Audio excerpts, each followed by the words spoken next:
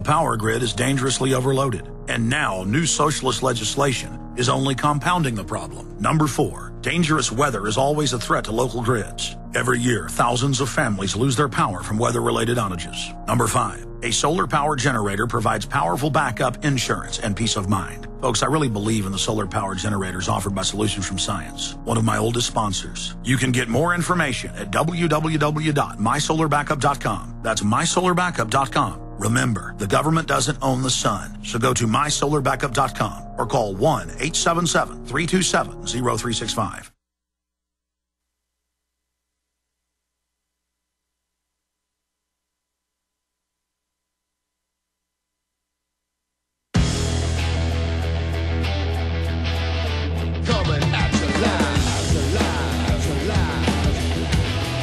Live from Austin, Texas, broadcasting worldwide, it's Alex Jones.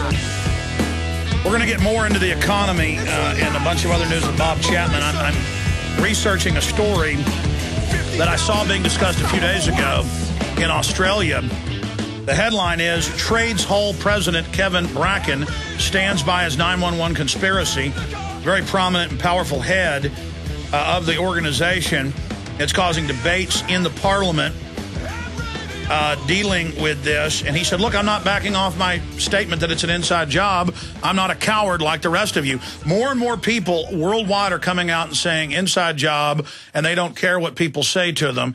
And the poll in the newspaper showed that 67% believe it's an inside job. I mean, that has got to anger the system over there. So I'm printing some more articles on this, and we're going to be talking about it more. But Bob, continuing with the economy and what quantitative easing means, this announcement by the Fed that inflation is our friend to, quote, pay down our debt. Yeah, like Weimar Republic or Mexico. Well, I think it's probably propelling itself more toward a Weimar type of situation. If you remember in this program 3 months ago, I said that they were going to go to a QE2, and I was ahead of the pack again, and I was right. And what I didn't know at the time was about 3 weeks prior to my saying that the Fed had already gone into the bond markets again and into the what they call the repo market, and they were buying and selling bonds. In that process, they're injecting money into the economy. And this has grown since then over the past 3 months. So I'm telling you this because QE2 began 3 months ago. They just didn't take the time to tell you about it. And now you have this official announcement, yes, this terrible deflation is around again. Same story we had three years ago, and we got to jack this thing up, and that's part of their excuse for doing so. And we're going to have some pretty bad inflation, and I'll tell you why. Heretofore, other governments have allowed the investment of dollars into their country, and they haven't said too much about it. One of the reasons why is they were all rigging their currencies, and they've been doing it since the Second World War. And in the process of doing that, what they do, we'll take Brazil as an example. They'll print their currency, and then they take the currency, just like the Chinese do, and they go and they buy dollars, and that drives the value of their currency down. At the same time, they take the money and they buy U.S. treasuries. Well, the U.S. never said much about it because what that does is it keeps inflation down in the United States because the goods coming into the country are cheaper, and it also funds the debt. So they didn't want to hear about it. Now they got a problem where these same characters in these different countries are not aggressively funding the debt anymore, and they have starting to put up barriers against money coming into their countries in the form of dollars. And that means if countries are not going to invite dollar based investors into their country to buy bonds or buildings or companies or whatever, then that inflation that had previously been laid off on all those countries out there is going to back up into the United States. So we're going to have more inflation than we had before. And that's one of the arguments at this G20 meeting. And on top of that, at the G20 meeting, I'm sure they're telling Mr. Geithner, you people got to be crazy. You keep on pumping more and more money in, and it doesn't solve the problem. And you expect us to be able to not compete with each other and to stop depreciating our currencies to accommodate you when we've accommodated you for years. No, we're not going to do that anymore. So I don't see much coming out of that meeting, because coming back to the Fed and what they're doing in the economy with QE2 and the announcement coming up after the election, of course, to be accompanied by foreclosure gate, which they've been hiding in the media, this is supposed to be a revelation. Anybody who is involved in money and finance and economics knows what's going on, and they've seen it already. And so this is really just for public consumption, officially to let the world know that we're going to save America, the Federal Reserve is, by pumping out more money out of thin air. Yeah, monetizing the debt. And this is basic economics. I mean, we know what this is going to do. It's going to devalue people's savings. It's going to make the cost go up. At the same time, they're freezing for the next 2 years the Social Security, cost of living increase, the COLA. The reports spill out every day of every locale in the nation jacking up taxes. And people just don't have the money. And driving to work every day now, it's got to be every mile. I see cops pulling people over, giving them tickets. And they say, well, we're just enforcing the law. No, they're out there revenue generating. You can't squeeze blood out of a stone. And over 10% of Texas has arrest warrants out for us. And then I was listening to local radio admit, because they've had some police chiefs complaining, that they're not allowed to arrest illegal aliens for drunk driving or not having IDs. And businesses are basically being allowed to have their drivers be illegal aliens without driver's license, and cops are told let them go. I mean, the bankers are above the law. The police more and more above the law. The illegal aliens, because they're allied with this whole globalist system to drive down the wages, they're above the law.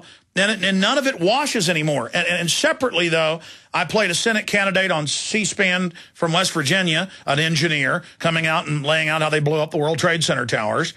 And I've got a Herald Sun poll, 67% believe inside job. Trades Hall President Kevin Bracken stands by his 9/11 conspiracy.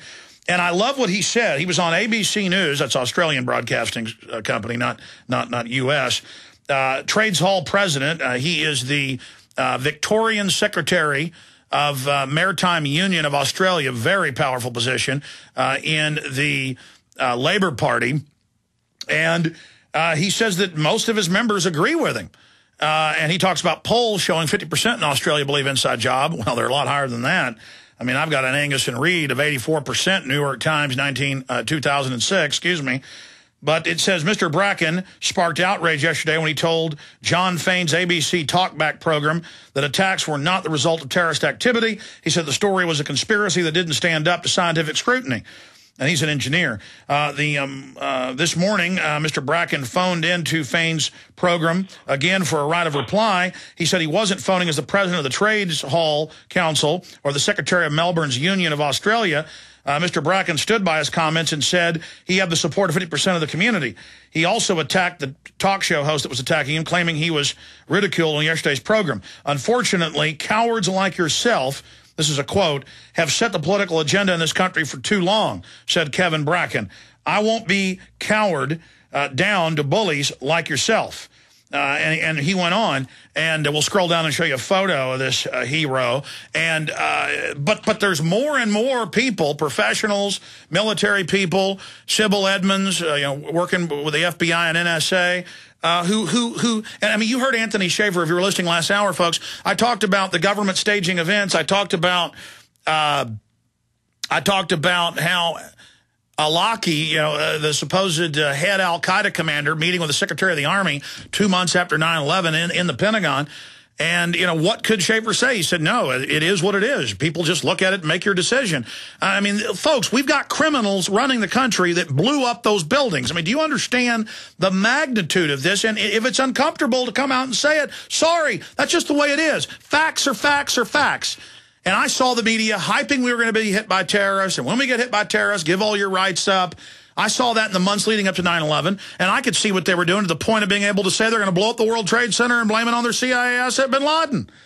Just like al-Awlaki CIA. I mean, I'm sorry, ladies and gentlemen. The guy who the media and the Pentagon tell us is the #1 al-Qaeda operative in the world, they are telling us, it's now confirmed, 2 months after 9/11, when he's on the news as one of the masterminds, he was #3 at the time, now he's #1, Anwar al-Awlaki, headline, Al-Qaeda leader dined at Pentagon just months after 9/11 in a closed-door meeting with the top brass and the Secretary of the Army. And then he runs the underwear bombing. He runs the Times Square bombing. He runs Major Hassan attack at Fort Hood. He runs it all. Okay, and then a SWAT is MI6, that's mainstream news, Rashun SWAT, for the 7/7. I mean, Bob, it's out in the open, okay? None of us are safe, okay?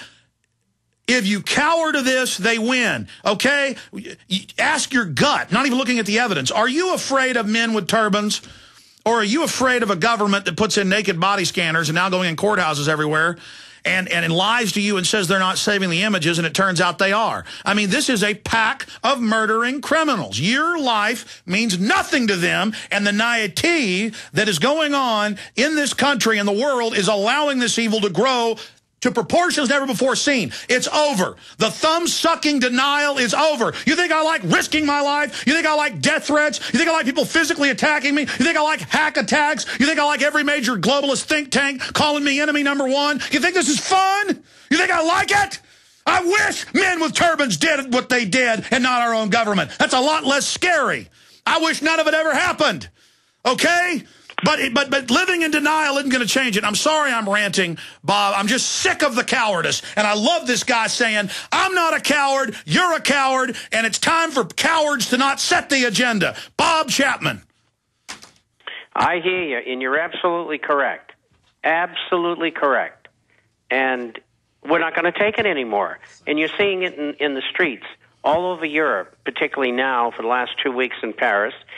And the Senate has passed the change in the laws concerning retirement, and that's going to lead to some real problems in France. And I think this thing could really blow up in their faces. And the bottom line here is what they're I speak French, and what they're ranting in the streets is the bankers get away with everything, and they want us to pay for it. By the way, something just hit me here. Again, and this will cost thousands of dollars. Somebody with a sophisticated attack hacked the machines at Genesis last night. We had our stuff go down, too. We're still analyzing it last night. They hacked it. They had destroyed everything. I don't even know if GCNlive.com is back up right now. And the Israelis tacitly admit they launched the Stuxnet worm. Now our media, as I said they would, is saying we've got to give up our rights on the Internet, let the Pentagon take the web over, or this worm will get us. When in plain view, the Western governments, because guaranteed the U.S. government's involved, the experts have looked at it, not